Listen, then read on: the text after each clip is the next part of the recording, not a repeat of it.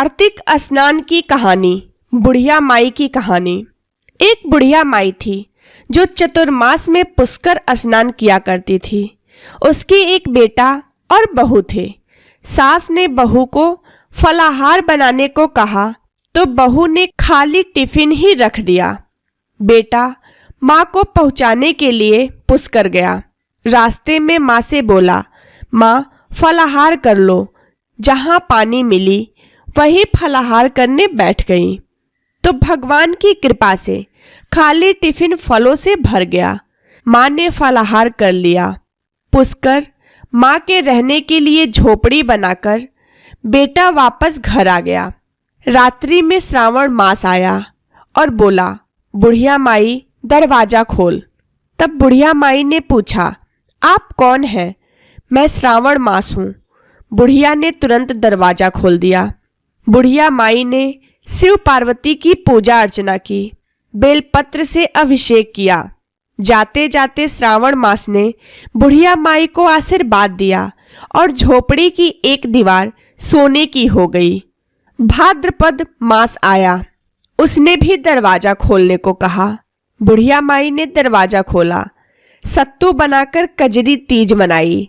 भाद्रपद मास ने बुढ़िया माई को आशीर्वाद दिया और झोपड़ी की दूसरी दीवार भी सोने की हो गई। फिर अश्विन मास आया और उसने भी दरवाजा खोलने को कहा। बुढ़िया माई ने दरवाजा खोला। पितरों का तर्पण कर ब्राह्मण भोज कराकर श्राद्ध किया। नवरात्रि में माँ दुर्गा को अखंड ज्योति जलाकर प्रसन्न किया। सत्य की विजय दिवस के रूप में बुराई का अंत की खुशी में दशहरा मनाया। अश्विन मास ने जाते समय प्रसन्न होकर तीसरी दीवार भी बहुमूल्य रत्नों से जड़ित कर दी और बुढ़िया माई को सदैव प्रसन्न रहने का आशीर्वाद दिया। इन सब के बाद कार्तिक मास आया। उसने भी दरवाजा खोलने को कहा। बुढ़िया माई ने दरवाजा खोला। अति प्रसन्न मन से कार्तिक स्नान किया।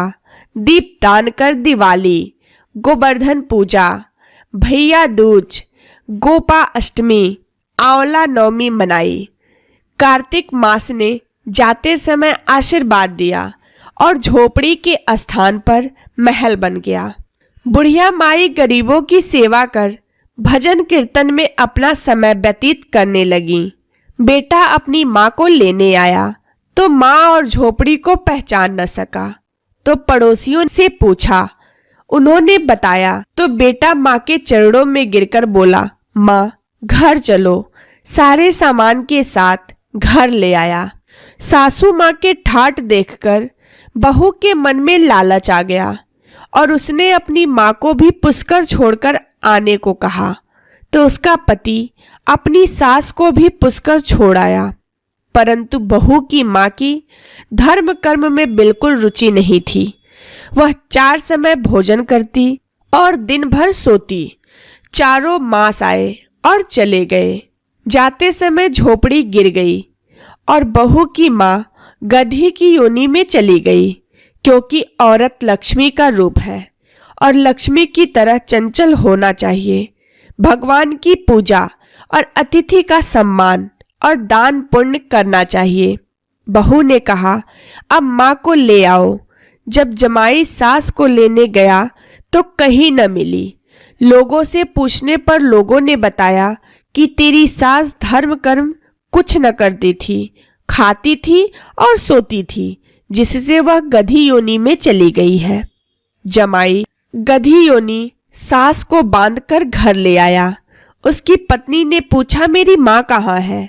तब पति ने कहा, तेरे लालच की वजह से तेरी माँ गधी योनि में आ गई।